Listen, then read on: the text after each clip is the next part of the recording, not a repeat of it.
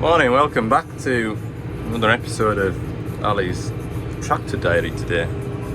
Just a quick clip. Just don't want to do a bit of cultivating. Thought you might like to see it because there's been a few comments asking if I'm still doing a bit of tractor work, bits and pieces like that. I know it's kind of like a borderline as to whether or not you want to see these sorts of videos or not, so I've not really done much this year in terms of filming and documenting it, but like I said, some of you have been interested to see. So all the ploughing's done. There was only 3 fields to plough for winter barley, and we're just cultivating this barley stubble for second wheat. Yeah, Saturday, been on since 8:30. It's that way, 10:30. I think it's maybe more like 11:30. I think that clock's an hour behind. I've got my auto steer set up at last. Couldn't get it to work for the first bit, so it's made things a lot more leisurely now. Go up here, straight to the cultivators out of the ground, turn, reverse, forward, around. I've got a fair bit of satellite drift, so you might see a bit of a strike that I might miss. Let's see. Satellite engaged, cultivator down, up the gears to 8k, and we're off. Well, this pass is matching pretty well. There's maybe a tiny little teeny tiny stripe there, look. But it's definitely more accurate than me doing it by eye. A little teeny tiny stripe won't matter. Yeah, from here, other than seagulls, you can see the progress of the new bypass. This is the new Eastern bypass, I think they call it. It goes all the way up there towards Carlisle Racecourse, so the Carlisle Racecourse is there.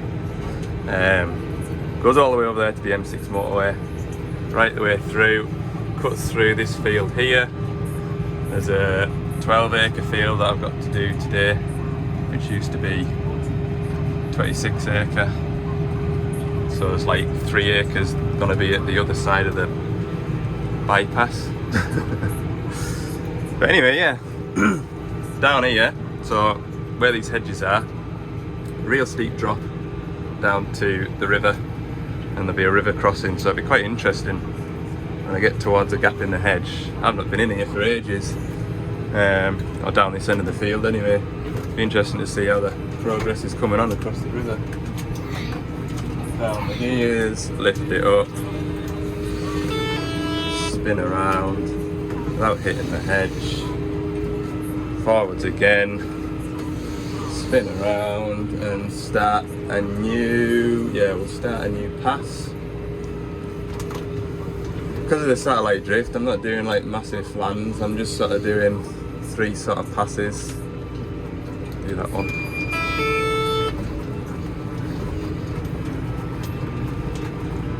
There we go, we're off again. Yeah, it's a nice leisurely job. The drill is in the field on that brow, so I've got the headlands to do. When he comes into here, I'll have to nip into there, do the headlands, and then back into here to finish off. And then once I've finished in here, go next door, start on the 12-acre, and then when he comes into the 12-acre, come back into here, do the headlands. Yeah, we'll have a look around the tractor outside once I've got a bit more of this ground covered, because to be fair, there's probably enough in here for him to go at now without me needing to worry about racing back. Yeah, we'll just make a bit of progress. Right, here she is from the outside. So, we've got a set of legs, then we've got a set of discs that mulches it all up, then we've got a packer roller here, and we've got a stone picker at the back. Can you lift that one? I'm I'm not sure. I think it might be too big. Too big. Right, I'll do it then. Right, finished in here apart from the headlands. The drill's gone home for a couple of hours while it dries up because unlike this tractor, the drill tractor doesn't have GPS, which I'm not upset about because it's either the drill tractor has GPS or the cultivator tractor has GPS, and I'm not qualified to drill. So yeah, we're not in any great panic. Just means that when I've finished that field down there, I'll have a bit of waiting about to do. I'm just going to go and pull the headlands in here, and then I'm going to map that one. I don't think that one's been mapped, which means driving around the outside, getting all the boundaries. Most of the headlands. Yeah, so he's drilled all the middle, hasn't he? But that we've got this big C shape to do. Just mapping this field out. Look, Bambi! Bambi? 2 of them. That's probably about the 7th or 8th one I've seen now. Oh, that's making a run for it. Look how fast they run. Oh, they go quick, son. Where's its brother gone? I think it's just... Did you see where it went? I was busy watching the fast one. I'm gonna cut round here. It went into the hedge. Oh, there it goes, look. In the long grass. God, it'd be frightened, won't it? Yeah, so as you can see, this is the bypass here. And this field would have gone to where those trees are there. So this we call a 12 acre, but it's probably no more than 6 or 7. So I'm just drawing a new boundary for it, which involves just driving around the outside of the field. And then we can save AB lines to it. I mean, it's not RTK, so it'll not be exact, but it'll be a guide. It's probably, well, it is probably more for my benefit. When I was doing grass rolling and stuff like that, I was saving all the fields, and any bits of field work like this that I do, I try to save it all. And then when I come here next time, I can just go 12 acre, click, and I don't need to, then I can paint it and do all that cool stuff. Well, there's 2 more over there now. 2 more Bambis. There you go, the Bambis all over the parish. And the other Bambi's over in here somewhere. There it goes. I think that makes it 13 now. This boundary isn't very accurate, but it'll be fine. So first job is to rip the tram lines, and that gives me my ins and outs for the drill, for the cultivator. And then we're working off this hedge, or the drill will be working off this hedge that way. So I need to go at a diagonal. I'll show you in a minute. Right, so bad to make out, but that's the outline of the field. There, like that. So that tells me it's 1.94 hectares. 2 hectares, call it. So what I'm going to do is pull these headland tram lines out, and then we'll do a sort of 30-degree angle off these. So we're working at the we're working at an angle to the drill, and you can see its marks. Cultivator's in. Off we go. You need to put that. Put it down. We're off. Now you're free. Now. So I've ripped right round the outline of the headland, and what I'm going to do now is make an AB line in this direction because the drilling's going to be in that direction. This looks about right anyway. We'll go with that. So put the cultivator down, rev it up, make an AB line.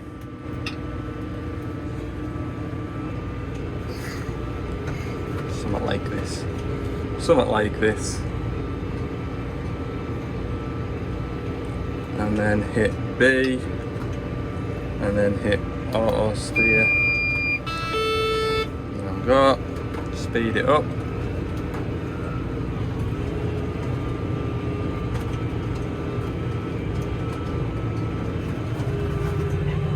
There we go.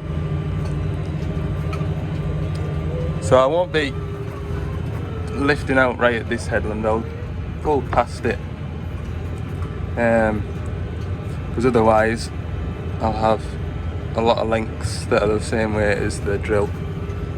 Make life easier for him. So I'm going to fill this bit in now and then do the headland on this side, and then leave these headlands here until he's drilled the centre of the field. So we pull out all the compaction of him turning around. Is he turning around? There we go. That's how we start it off. So when the drill man comes into the field, he's following the hedge right the way across, but at the moment we've only got about 2 drill passes up the top for him to do, so we'll beat on, but we're a good couple of hours in front of him. We'll probably have this field finished by the time he's finishing up, and then I need to go and do the headlands in there, and then wait around until I do the headlands in here. There's bait lady. Call her bait lady because gate lady. Oh, hands on hips, I'm in trouble. We're getting on a treat anyway. Just remembered, because he's fairly flying across that field, but he's got the headlands over there to do, so I'll have time for something to eat. I think she thought I was pointing towards go over there. Right, there we go. That is finished. We've had stop for lunch like, so done alright. I need to clear myself away from there. All done. Drill's on his 3rd pass, so I'm going to go back into this field, which we call the bull pens, and do the headlands. Now I'm going to finish these headlands off, and I'll start from the inside and work out. And I want to run sort of just where the drill's been lifting out. You can just make out sort of tufts as where the drill's been lifting. So I'll just straddle that slightly. It should work out at like 3.5 passes, because the tram line would be there and I'm going to be halfway across it. All done. It's about halfway across that field that we did earlier, so I've got about 20 minutes, half an hour to sit and chill. Not that I'm complaining, there's loads to look at. The Lake District Fells over there. We've got the North Pennines over there. There is the race course. There's a new road. Very excited for a new road. Park the tractor up there. Just thought I'll have a nosy at this bypass job. So we've been right down along there and then along this fence line. Having a nosy. There's a couple working, but for a nice dry Saturday, there's not an awful lot going on. It doesn't look like it anyway. Yeah, so this is the eastern bypass. It'll join up with the western bypass, which is about 1.5 miles up there. It comes through and round the south side of Carlisle. Southern bypass? I don't know. Yeah, it comes around there, through, over the bridge. So there's a river down in here, over a bridge and out towards the motorway. It'll make my morning commute a lot quicker because I'm this side of town, so I have to come right through the centre of town to Rickaby's, which is probably about there. Before they started the bypass though, I used to come around the back roads because it's easier. He's the wrong side of the fence. On the right side, he will get done for trespassing. But yeah, it's a shame, like I say, this field would have gone to those trees there. So this was a decent-ish size field. Now it's just got loads of butts, loads of short work, and that field there has been cut in half. And like I say, there's like a 3 acre piece on the other side of that where that digger is really. Used to that tree line there. It was a nice big field that. In fact, it was that big, you'll have noticed, oh, it's gone. Next to where the tractor is, see that, where's my finger? See that pole sticking up there? That used to have a windsock on it. And there used to be a runway in this field where I think it was the dad used to fly those microlights and stuff. Anyway, we'll go back to the tractor now. By the time we get back here, they finish this short work, look. Right, that's all winter cultivation / drilling complete. We'll see you on Monday.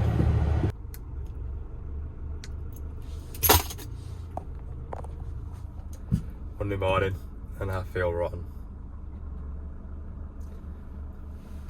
If it wasn't for having 2 weeks worth of paperwork to do and a 500-hour service, then I would be at home.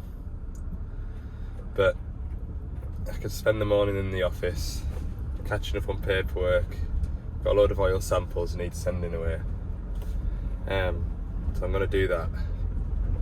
And then I've got a 500-hour service on a 140, which is 10 mile away. I'll manage that. That's it. Going home. Don't have to do it. I don't feel great, but I still don't feel like I could lay around in bed doing that. So don't get all in the comments, oh, just take the day off. No, thank you for your efforts, and you know, just a number, blah blah blah. It's alright. I'm well aware of that. If I didn't want to come to work this morning, I would still be at home.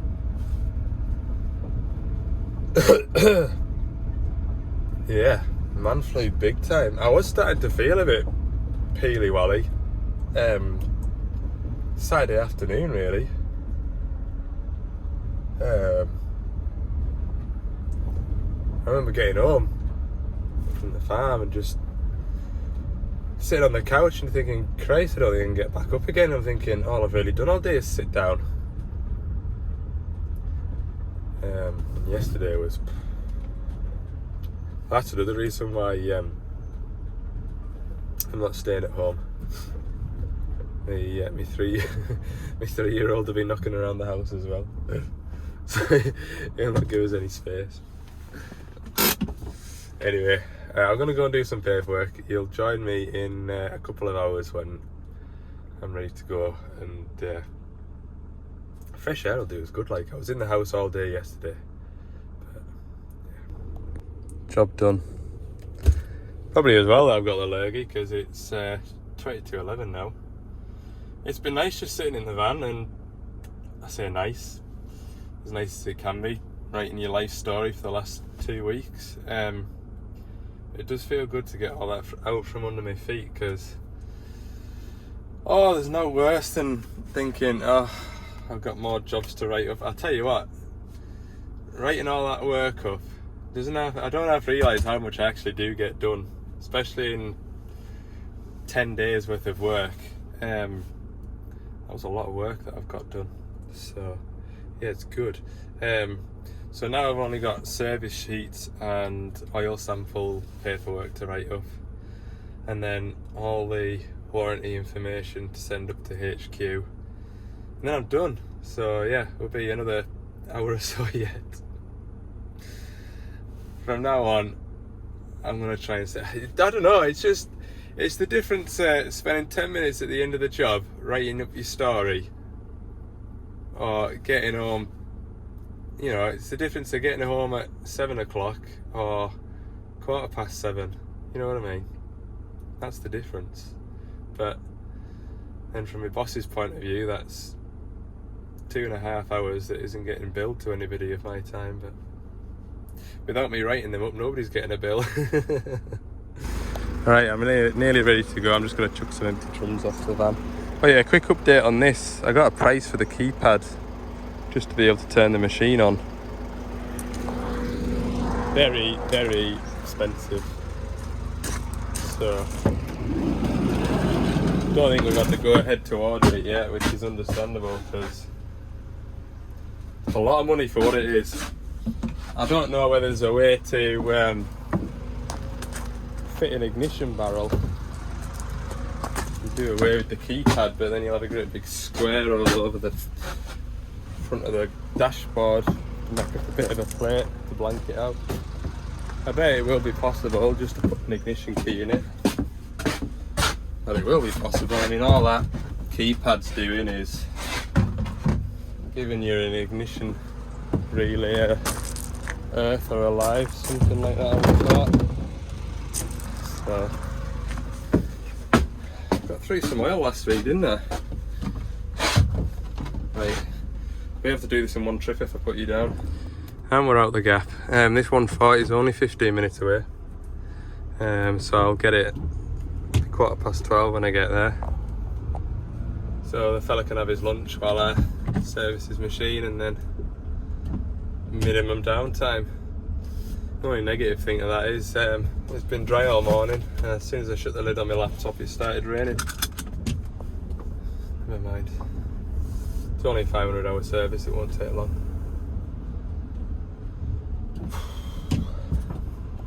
Here we are, nice new site, look. I'm not going to try and drive down to the machine, which is all the way down the hill over there, because that clay with the rain on it will be awful slippy, and gravity will help us go down that way, but getting back out it will just be a right chew. Anyway, he's spotted us, so I can imagine he's going to come and track up this field. Service done. Yeah, I'm gonna have a bite of lunch for now. It's just a 500-hour service, you've not missed an awful lot. Chatting away to the driver and that anyways, so gonna have a quiet afternoon now, just past 1 by the time I have my 45 minutes, it'll be 2:15. I was just gonna sort the van out a bit, but boss has literally just phoned and asked me to go to a cat dozer and cut a track guide off that has already half peeled itself off. So it's only local as well, so I suppose I'll go and do that. Great. Oh, it's all go, look. Big Massey tractor for any Massey fans. Dozer, ground stabiliser thingy. Yeah, first ever dozer breakdown for me, and it's a cat. Done the job already. I've taken this track guide off. It snapped 3 out of 4 bolts, and they wanted me to just come and take it right off and do away with it altogether. So I have done that. 4.5-inch grinder. 30 seconds later, job was done. Just put that dozer back to work down there. The one I was at that machine at 10 o'clock at night last week, and customer phoned us, like I say, and I says, well, I'm here now, so he's just gonna, I've had a bit of a tweak with it, see what he thinks about it, find out, sit in the sunshine and just watch what's going on. I've adjusted the pump flow, saying that he's working the levers awful hard to try and keep up with everything, like when he's digging from down there. I should zoom in. When he's digging from down there, lifting up and swinging round, he says it's just, you're almost waiting for the arm to lift up to get it into the skip of the dumper.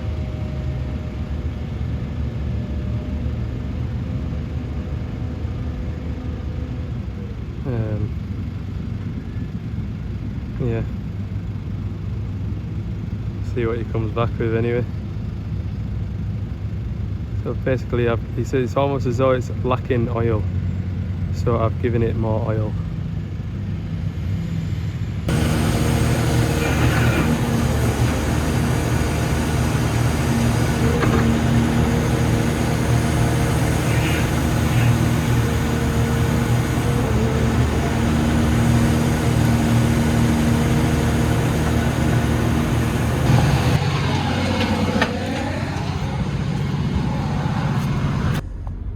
Alright, if anybody can make that machine work smoother than what I can, you're welcome to it. Like, we've got it to the point where, oh, it's better. Right, if we go a little bit further, it makes it fully worse. And if we go too far back, it's back to how it was. To be honest with you, I think it's pretty good, but time will tell. He's got sore arms from working it as it was before, so let him go back to it with fresh arms in the morning. What the hell's that thing up there? Where is it? Is there a remote control aeroplane? Huh.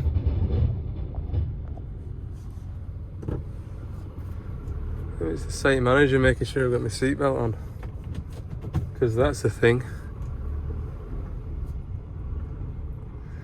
Right, I'll wind the video up at that for today. Been a bit of a weird one. I hope you all can appreciate that I'm doing my best. Thanks for watching. Hopefully I'll be in work tomorrow. See you in the next one.